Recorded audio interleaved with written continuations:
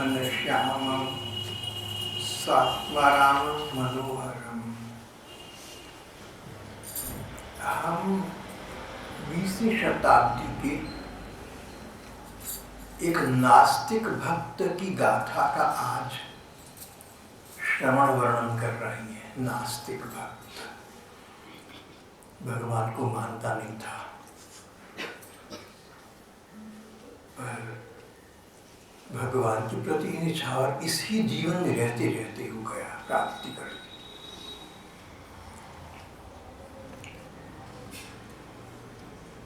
कुछ बरस पहले दिलीप कुमार रॉय बंगाल के अंतर्राष्ट्रीय ख्याति प्राप्त लेखक गायक थे। दिलीप कुमार रॉय ने बंगाली में कई भक्ति ग्रंथ लिखे हैं। उनका नाम पत्रकारिता के जगत में बहुत प्रसिद्ध हो गया था। जब मैं लगभग 21 बरस का था तो मुझे दिलीप कुमार रॉय का पत्र प्राप्त करने का सुयोग मिला था, लेकिन तब मुझे ये नहीं पता था कितने महापुरुष हैं।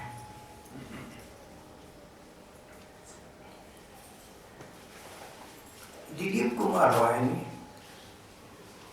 भगवान के प्रति आस्था बनाने के लिए, भगवान के अस्तित्व में विश्वास सुदृढ़ करने के लिए कुछ ऐसे भक्तों के वृत्तांत लिखे हैं जिनके विषय में उन्होंने कहा कि ये भक्त केवल ऐतिहासिक नहीं है, पौराणिक नहीं है, मेरे समकालीन, मेरे जीवन के समय के हैं।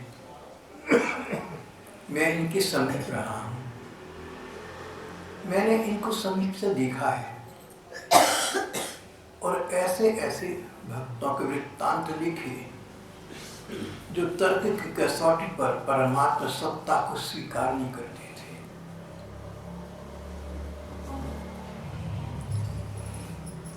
दिलीप कुमार रॉय कहती हैं कि अमरदान के इस प्रकार के एक भक्त की गाथा घटना मैं लिख रहा हूँ, आपको सुना रहा हूँ। अवश्य ही इस भक्त गाथा पर सबका विश्वास नहीं बन पाएगा, लेकिन अगर इस घटना को पढ़कर 2-4 जनों को भी भगवान के प्रति विश्वास और श्रद्धा का भाव बढ़ा तो मैं अपने लेखन को और अपने लेखन को और अपने जीवन को सार्थक समझूंगा। रिचर्ड, दोबारा कहूँगा, रोनाल्ड निक्सन एक अंग्रेज थे, रॉयल एयरफोर्स में अफसर थे। विश्व युद्ध में बम गिरा, बस अकेले वो बच गए और मरते समय, मरने से बचते समय एक ध्वनि आई कि तुम भारत जाकर वहाँ भगवान को पाओगे। रोनाल्ड निक्सन को ये वृत्तांत लंबा है, मैं आपको संक्षेप में संदर्भ के अनुसार ही बता पा रहा हूँ। रोनाल्ड निक्सन भारत आए, यहाँ पर बड़ी बड़ी यूनिवर्सिटीज़ में प्रोफेसर रहे, बड़े लर्निड आदमी थे, विद्वान व्यक्ति थे, गोरी चिट्टी, सुंदर व्यक्तित्व, आकर्षक व्यक्तित्व की स्वामित्व करने वाली। उनका नाम भगवान कृष्ण के प्रति समर्पित होने के कारण नाम ही कृष्ण प्रेम हो गया। कहते हैं कृष्ण प्रेम, कहते रोनाल्ड निक्सन सचमुच कृष्ण प्रेम की सजीव मूर्ति थे। रोनाल्ड निक्सन ने कृष्ण प्रेम ने इस संदर्भ में अपनी समीक्षा करते हुए कहा कि 2 बातें मनुष्य को जीवन में कोई प्राप्ति, कोई उपलब्धि, कोई सफलता का मुंह देखने नहीं देती। एक है जहाँ विश्वास नहीं करना चाहिए वहाँ विश्वास जमा लेना, बिठा लेना, अंधविश्वास। असंत को संत मानना बड़ा हानिकर हो जाता है। और दूसरा उन्होंने कहा, इससे बड़ी हानिकारक बात ये कि जो जीवन में सच्चे संत मिले, सच्चे भक्त मिले, उनको न समझ पाना, किसी भक्त को अभक्त समझना, किसी संत को असंत समझना, ये तो बहुत ही बड़े घाटे का काम है।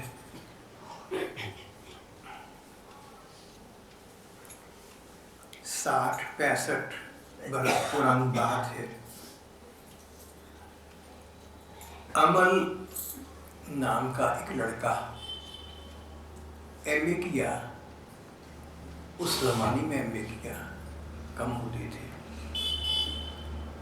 पिता का शरीर शैशव में शांत हो चुका था, माँ निर्धन अनपढ़ थी, घर में निर्धनता का साम्राज्य था। जैसे तैसे करके अमल ने एमए तक किया। इतनी सुदुस्तर साधना की होगी, शायद भाई बहन सोच सकती हैं। पिता सिर पर नहीं, घर में आमदनी नहीं, माँ अधिक पढ़ी लिखी नहीं, फिर भी एमए तक किया। फिर एमए कर लिया था तो विचार था कि कहीं कोई सेवा कार्य मिल जाएगा, कहीं कोई नौकरी मिल जाएगी, लेकिन सो भी न मिली। इसे समय का प्रवाह कहिए, भाग्य का फेर कहिए, पर ये निश्चित एमए कर लेने के बाद एक सुंदर आकर्षक व्यक्तित्व वाली अमल को कहीं सेवा कार्य न मिला। अध्यापन करना चाहती थी, नहीं हो सका। एक मित्र थे, उन्होंने कहा, भैया तू सूरत जाना चाहे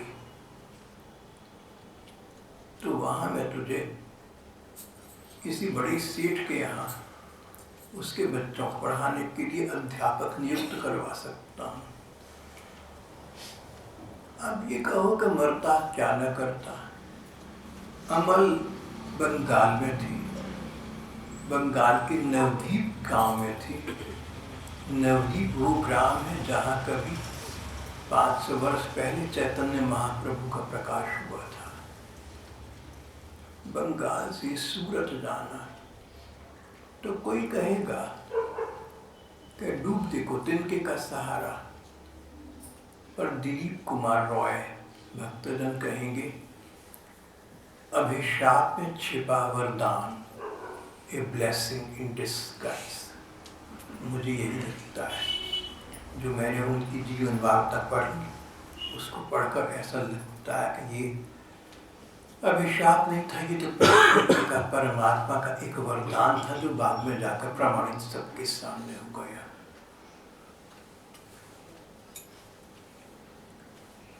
सूरत में एक सेठ जी थे, उस समय में वो करोड़पति थे। संगमरमर का उन्होंने घर में एक मंदिर बनाया हुआ था। उस सुंदर से भव्य मंदिर में लड्डू गोपाल जी की स्थापना की हुई थी, श्री गोपाल जी की मूर्ति की स्थापना की हुई थी। गोपाल जी की मूर्ति सुंदर थी। सेठ जी सुबह शाम गोपाल जी की सेवा करते, पूजा करते और प्रार्थना करते, ठाकुर मेरे व्यापार में वृद्धि हो, मेरे परिवार में सुख समृद्धि हो। गोपाल ठाकुर से प्रार्थना करते, मेरे परिवार में सुख समृद्धि हो, मेरे व्यापार में वृद्धि हो। पर तेरे मन कछु और है, दाता के कछु और। अंग्रेजी की कहावत है ना, मैन प्रपोजेस गॉड डिस्पोजेस। जहाँ हम कुछ चाहते हैं उसके विपरीत हो जाता है। वहाँ साधारण व्यक्ति भगवान में अपना विश्वास खो बैठता है। जिसका फिर भी भगवान के मंगलमय विधान में विश्वास बना रहे, वो असाधारण व्यक्ति है और उसको कहीं ना कहीं कभी ना कभी असाधारण वस्तु तत्व की प्राप्ति निश्चित होती है। सेठ जी पैसे के पीछे पागल थे। पूजा पाठ करती थी, मंदिर था इसलिए कि पैसा बढ़े, व्यापार में समृद्धि हो, परिवार में सुख समृद्धि हो। पर हुआ ये कि पत्नी बीमार पड़ी, रोग बढ़ता गया। चिकित्सकों ने कहा कि स्थिति चिंताजनक है। सेठ जी बोले, नहीं डॉक्टर, चिंता की कोई बात नहीं, वह निश्चित ठीक होगी, प्रार्थना बल है, मैं अपने गोपाल ठाकुर से प्रार्थना करूंगा। अरे इतनी मैं गोपाल जी की सेवा करता हूँ तो क्या भला वो मेरे लिए कोई अशुभ कर सोच सकते हैं? पर पत्नी की स्थिति बिगड़ती गई और चिकित्सक ने कहा, सेठ जी अब इनके बचने की आशा नहीं है। सेठ जी हंस पड़े, सूखी हंसी हंस पड़े। डॉक्टर ये कैसे हो सकता है? मैंने गोपाल भगवान से प्रार्थना की नहीं कि जो चिकित्सा तुम्हारी काम न कर सकी, भगवान की प्रार्थना कर दी मेरी पत्नी ठीक हो जाएगी।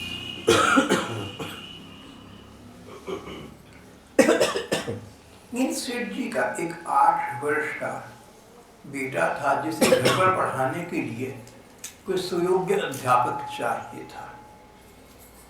नवद्वीप में अमल से उसके एक मित्र असित ने कहा था कि अगर तू सूरत जाए तो मैं तुझे अध्यापक कहीं लगवा दूंगा। असित के कहने से सूरत में अमल को इन सेठ जी के घर पर उस बालक को पढ़ाने का काम मिल गया।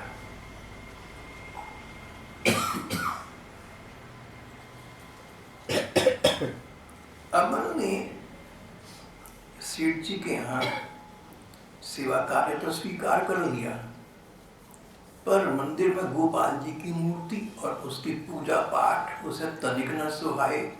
इन बातों में क्या रखा है? क्या मूर्ति परमात्मा, उसके पत्थर परमात्मा हो सकता है? इस प्रकार के उनके विचार थे। और सेठ जी उनसे बोले कि अमल, मेरे साथ मिलकर तुम भी मेरे गोपाल ठाकुर से मेरी पत्नी के स्वस्थ होने के लिए प्रार्थना करो। अमल ने स्पष्ट कह दिया, सेठ जी भगवान होते भी हैं, मुझे नहीं पता, मैंने तो देखा नहीं। लोग कहते हैं, कहीं सुनी बात पर मैं जाता नहीं। अगर भगवान होते हैं, मुझे कोई चमत्कार दिखा दे, अपने दर्शन करा दे, मान जाऊंगा, पर तब तक नहीं। उस दिन सेठ जी रात भर गोपाल से प्रार्थना करते रहे। दूसरे दिन सुबह होने तक पत्नी का देहांत हो गया।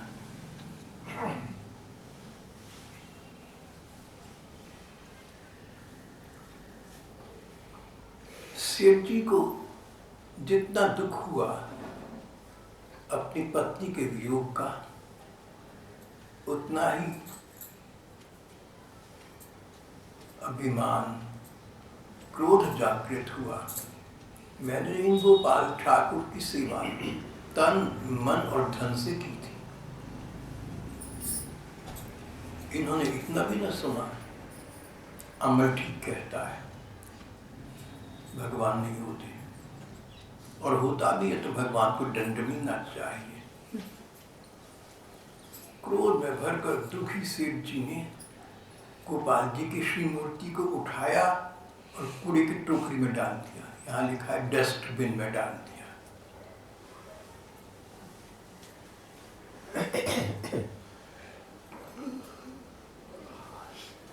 दिल दुखी था, मन इधर उधर से छटहट गया था। श्री सेठ जी ने अमल को कहा कि भैया, मेरे बालक को अध्यापन का कार्य तेरा समाप्त हो गया, तू भी भले ही अपने घर चला जाए, कोई छोटा मोटा काम देख ले।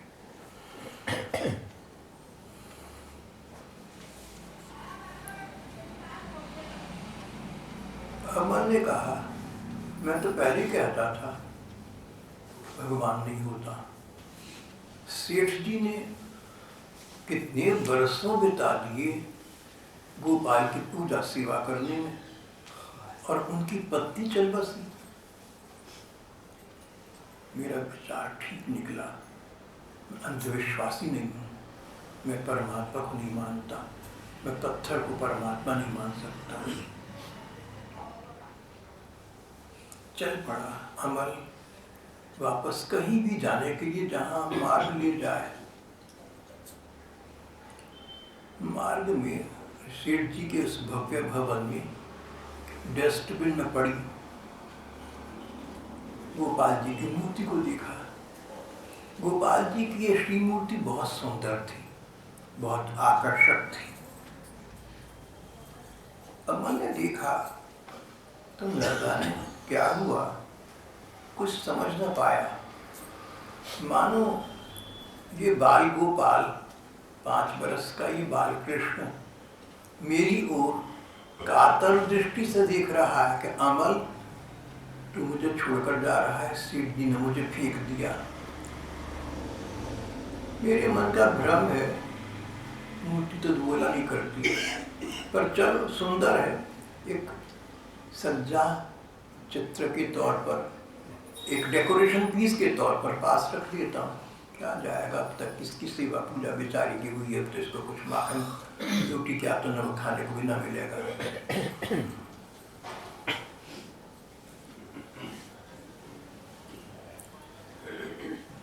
अमल के मित्र थे असित, जिन्होंने इसको यहाँ भेजा था। असित अच्छे साहित्यकार थे, संगीतज्ञ थे, कलकत्ता रहते थे। एक संगीत सम्मेलन भाग लेने के लिए सूरत आए थे और यहाँ आकर अपने मित्र अमल से मिलने गए। अमल उस समय गोपाल जी की मूर्ति को साबुन से धो रहा था। असित को आश्चर्य हुआ, अमल तू भक्त हो गया क्या? गोपाल जी को स्नान करा रहा है, कब से? मुझे पता था कि किसी न किसी दिन भगवान पर तेरा अविश्वास हट जाएगा और तू विश्वास कर बैठेगा। वो दिन आ गया। अमल हंस पड़ा, सूखी हंसी हंस पड़ा। असित दादा, दोनों मित्र थे। असित आयु में बड़े थे। असित दादा भैया भ्रम में न पड़ो, ऐसा कुछ नहीं है। सारी किस्सा कहानी सुनाई। सेठ जी ने इन गोपाल को फेंक दिया। मैंने देखा कि सज्जा की अच्छी मूर्ति है, आकर्षक सुंदर है, इसके लिए आया। कभी कभी सोचता हूँ कि इन्होंने बहुत मौज की है सेठ जी के यहाँ, खाना पीना सब कुछ, तो चलो थोड़े बहुत तो मैं करा सकता हूँ, सो करा दूं। मित्र असित ने कहा, अमल तू ठीक कहते हो, भगवान को सेठ जी के धन धान्य और संपदा से क्या लेना है? पत्रम पुष्पम फलम तोयम यो मे भक्त्या प्रयच्छति। पत्र पुष्प पानी जो कुछ अर्पण कर दो, भगवान प्यार से अर्पण करो, अपनीपन से अर्पण करो तो स्वीकार कर लेते हैं। तेरा ये छोटा मोटा जो ठाकुर जी के प्रति प्रसाद लगाने का, भोग लगाने का भाव है, ये अपने आप में सेठ जी के लाखों करोड़ों के खर्चे से अधिक है। अमल फिर हंसा, भैया फिर मुझे गलत न समझो, मेरे मन में ऐसा नहीं है कि ठाकुर जी थोड़ी से धन से प्रसन्न हो जाते, कुछ सिद्धांत नहीं, न मैं मानता हूँ। मैंने आपको सारी कहानी सुना दी। एक सुंदर सा डेकोरेशन पीस कूड़े की टोकरी मुड़ा के मैं उठा ले आया, बस इसकी सेवा पूजा होती दिखती दया आ जाती, मैं कर देता हूँ।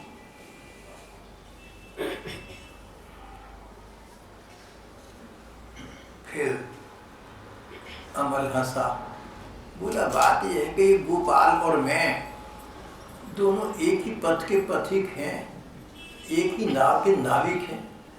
ये बेचारा अनाथ, सिर पर कोई नहीं, मैं भी अनाथ, मेरे भी सिर पर कोई नहीं। दोनों को जगह चाहिए, इसको भी कहीं जगह चाहिए, मुझे भी कहीं जाए, बस ये तारतम्य है, ये साथ है, हम दोनों का ये साम्य है।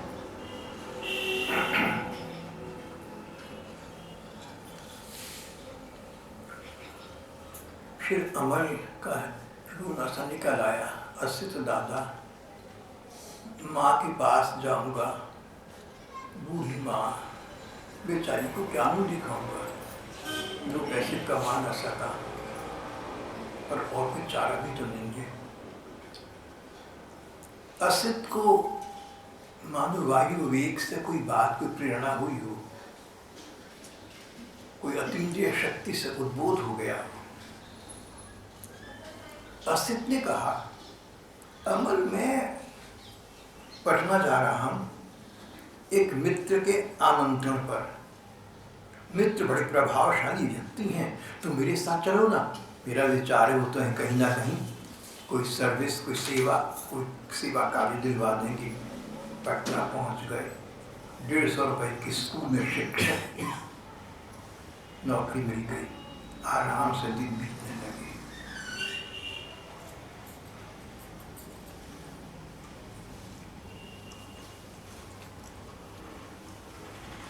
असित दादा ने एक दिन हंसकर कहा, देखो अमल, आखिर गोपाल जी को तुम साथ ले आई ना, और अब उनकी सेवा पूजा भी करते हो।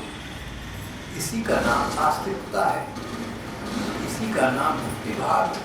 सो तुम कर रहे हो। अब तुम्हारा स्वाभिमान, तुम्हारा मिथ्याभिमान तुम्हारी आड़े आता है। तुम ये नहीं कहना चाहते कि नहीं मैं भगवान को मान गया। अमल ने कहा कि दादा, व्यर्थ के झंझट में न फंसो, मुझे कोई विश्वास नहीं है। अगर गुस्सा दिलाओगे मूर्ति को फेंक दूंगा बाहर। मेरे मन में कोई भावना नहीं है, बिल्कुल नहीं है।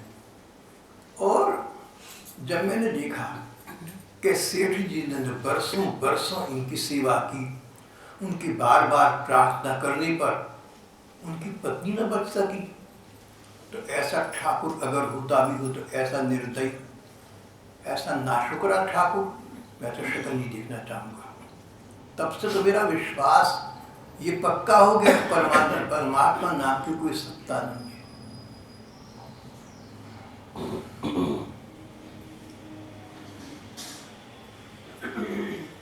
और इस गोपाल को पास रखकर मेरे अपने साथ क्या बीती।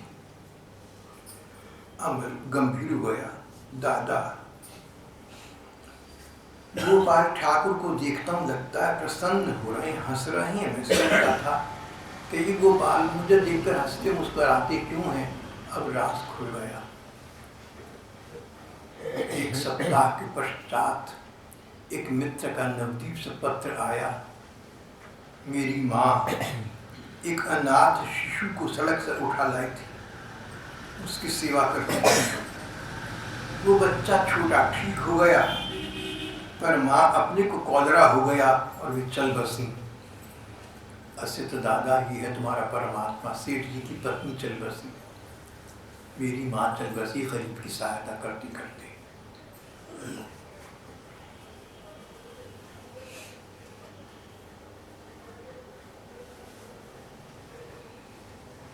पत्र पढ़कर मेरा मन बहुत दुखी हुआ, दिल रोता रहा।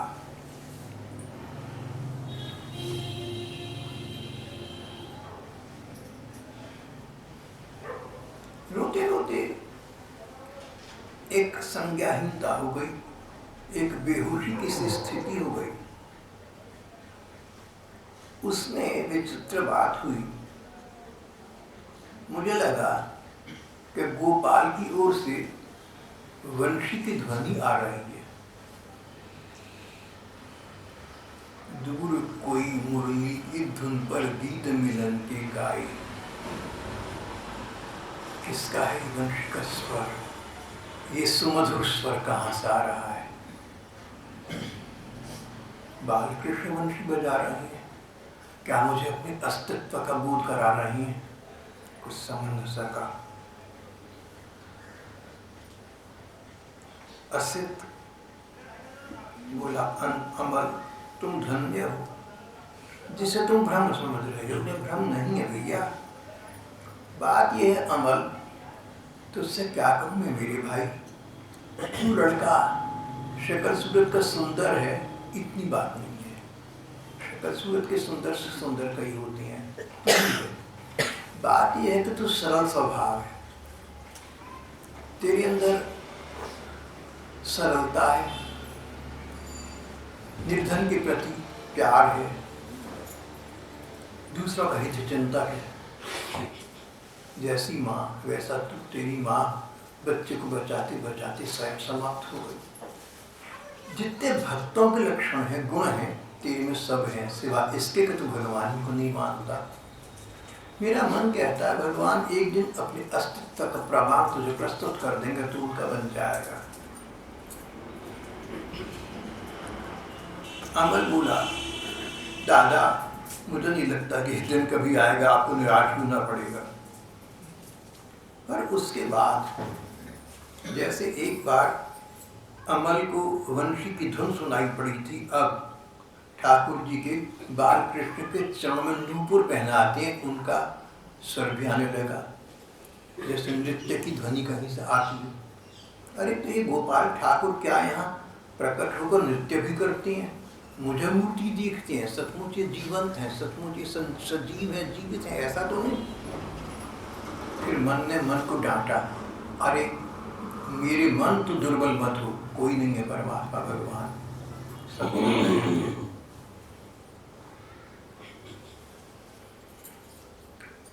उस रात सपना दिखा, एक महात्मा दिखे, उन्होंने इसके कान में एक मंत्र दिया और कहा, तू मान या ना मान, पर ये मंत्र का जप किया कर, तेरा भला होगा। जब अमल की आंख खुली तो उस मंत्र का वो जप कर रही थी,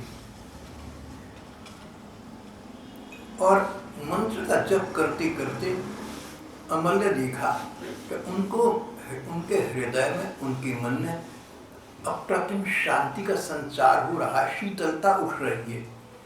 माँ का दुख, नौकरी का ना होना, जहाँ तहाँ तिरस्कार, सब भूल गया। एक अपूर्व आह्लाद उस पर आच्छादित हो गया। हर्षातिरेक से उसका मन मयूर नृत्य कर उठा। मान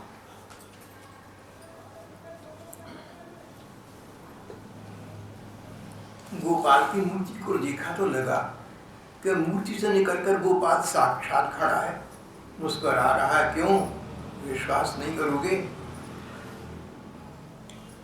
अमल नहीं चाहता था, पर उसके अनजाने में उसकी आंखों से हर्षाश्रु, खुशी के आंसू बहने लगे। शरीर कंपित हो गया, पुलकित हो गया। एक अद्वितीय आनंद की सृष्टि हो गई।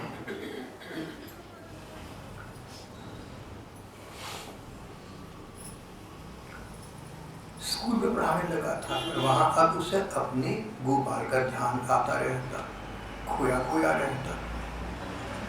अब उसकी विचारधारा बदल गई। भले ही मुझे लोग खोया खोया देखकर पागल सा समझते हैं, पर मेरी दृष्टि में ये लोग पागल है। मन में अपने आप परिवर्तन आ गया। कोई प्रार्थना नहीं, कोई पूजा नहीं, पर मन सरल था, सच्चा था, हितैषी था सबका। तुम माँ का काम करो ना करो, उसके बच्चे को प्यार करो, माँ का स्नेह तुम्हें मिल जाएगा। भगवान की पूजा करो ना करो, उनकी सृष्टि से, उनके बनाए गए जीवों से प्यार करो, तो माँ भगवान प्रसन्न हो जाते हैं। त्वमेव माता च पिता त्वमेव। वास्तविक माँ तो भगवान है, वास्तविक पिता तो भगवान है। सृष्टि की सेवा से भी परमात्मा प्रसन्न होती हैं, उसका पारितोषिक प्रदान करते हैं।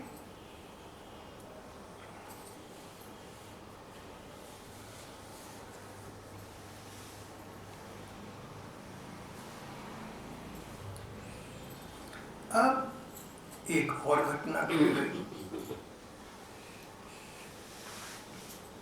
अमल ने देखा गंगा किनारे बने एक मकान में अचानक आग लग गई है। पीछे से चीख पुकार सुनी। एक छप्पर वाली घर में आग लग गई थी। बच्चा अंदर था, उसको बचाना था। बिना सोचे असित भागा, आग में कूद गया, बच्चे को तो बचा लाया, पर उसका सुंदर मनमोहक व्यक्तित्व समाप्त हो गया, मुंह जल गया। चिकित्सकों ने कहा ठीक तो हो जाएगा, पर मुंह ऐसा बिगड़ा रहेगा। इतना बिगड़ गया कि स्कूल के विद्यार्थी उनको देखते नहीं थे, देखकर बुरा लगता था और उनको अध्यापन कार्य से निवृत्त कर दिया गया।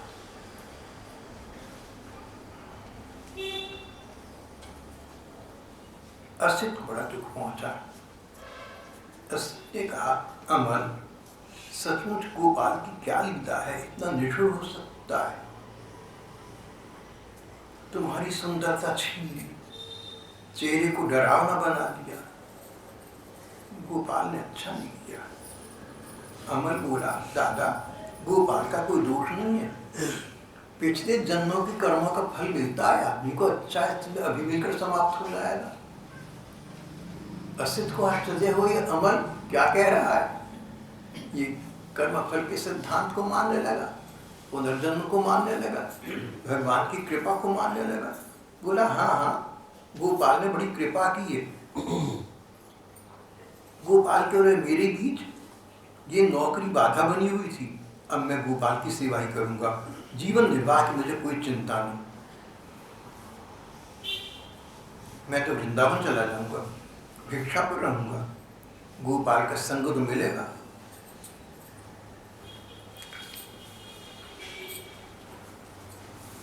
असित ने कहा, अगर तुम्हारा गोपाल भगवान पर ऐसा विश्वास हो गया तो उनसे वर मांगो, तुम अच्छी नौकरी इत्यादि दे दें। बोला, नहीं, मुझे कोई दुनियावी ख्वाहिश नहीं है, कोई लौकिक कामना नहीं है, ना मैं उसकी पूर्ति चाहता हूँ। उल्टा हो गया, parts are reversed, teacher is taught and hunter is hunted. शिकारी शिकार बन गया, विद्यार्थी अध्यापक बन गया। अमल कहने लगा कि इन गोपाल का जो विधान है उसमें हमारा कुछ न कुछ मंगल छिपा होता है, भले ही आज न समझ सके, कल सामने आ जाएगा।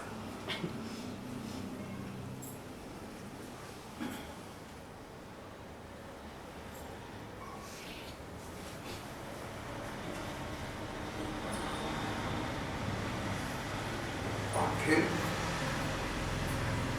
कहते कहते अमल मानो संज्ञा शून्य हो गया, भावमग्न हो गया, गंभीर हो, आंखें मीच कर बैठ गया, मानो किसी दूसरे संसार में हो। स्पष्टतः वो अपने गोपाल के सामने देखकर उनसे कुछ वार्ता कर रहा था। गोपाल कह रहे थे, जन्माष्टमी के अगले दिन तुम स्नान करना गंगा जी में, तुम्हारा मुखड़ा पहले जैसा सुंदर उससे भी अधिक हो जाएगा। असित को बताया, बोले, हैं ये क्या हुआ? प्रत्यक्ष कृपा, अगर कल ऐसा हो गया तो सारे संसार के सामने आ जाएगा, for all the world to see. 5-4 दिन काटनी कठिन हुए तो जन्माष्टमी आई, उत्सव मनाया। अगले दिन कहे के अनुसार जब गंगा जी से निकलकर असित बाहर, अमल बाहर आया, उसका मुखड़ा सुंदर पहले से भी अधिक हो गया। असित आश्चर्य में डूब गया, अमल तुम्हारा पहले से भी सुंदर चेहरा हो गया। भागे से पास के एक पंडित के पास गए, उससे शीशा लेकर मुखड़ा देखा अपना। अमल को अपने को आश्चर्य हुआ, अपने को विश्वास न हुआ, पर हो चुका था, घटना घट चुकी थी। अमल ने कोई साधन भजन नहीं किया,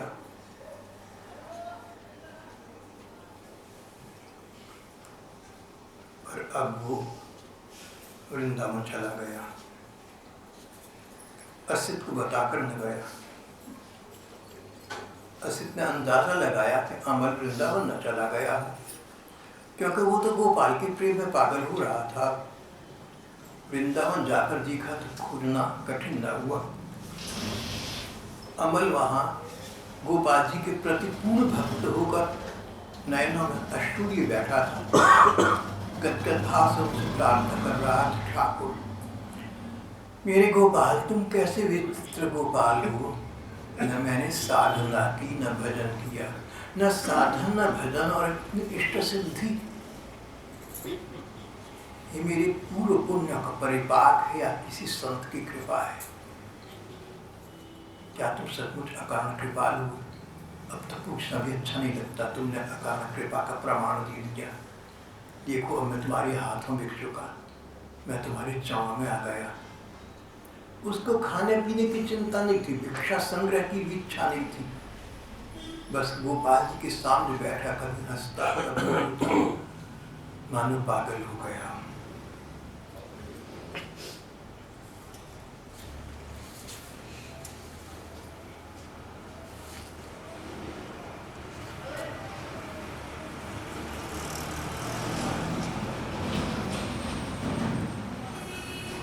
अमल पर भगवान की इतनी प्रत्यक्ष कृपा हो गई, प्रत्यक्ष, for all the world to see. नास्तिक आस्तिक सभी देख रहे हैं कि काला मुंह लेकर डुबकी लगाई फिर गोरा मुंह करके खा देना।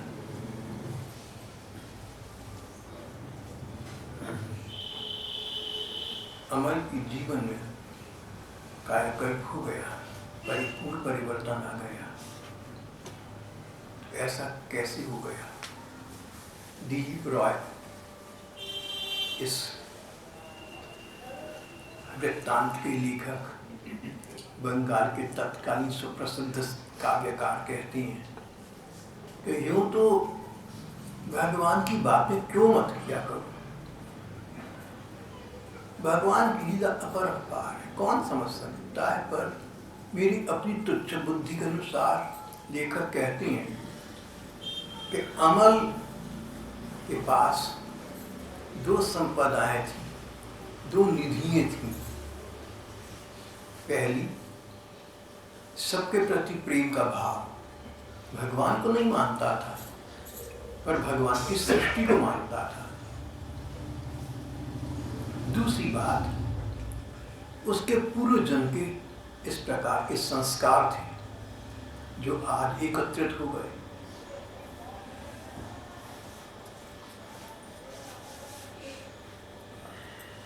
पूर्व संस्कारों का परिपाक हो गया और अचानक जैसे घड़ी में एक एक बूंद पानी डाले जाओ, पता न चले कहाँ गया, पर एक दिन छलक जाए। इस प्रकार भगवत प्रेम कई बार कई भक्तों की जीवन उद्वेलित हो उठता है, आंदोलित कर देता है, उनको जीवन को बिल्कुल बदल देता है। यहाँ ऐसा ही वृत्तांत हुआ था जीवन में। सदाचार और सच्चरित्रता की प्रथम आवश्यकता है।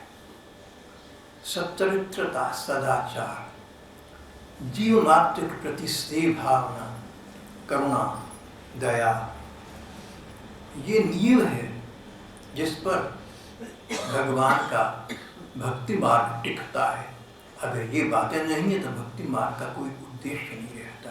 ऐसा हमारे सभी महात्माओं ने कहा है। और जो पिछले साईं बाबा एक हुआ करते थे, वो कहते थे भैया मेरे से पूछोगे ना तो भक्ति मार्ग की 75%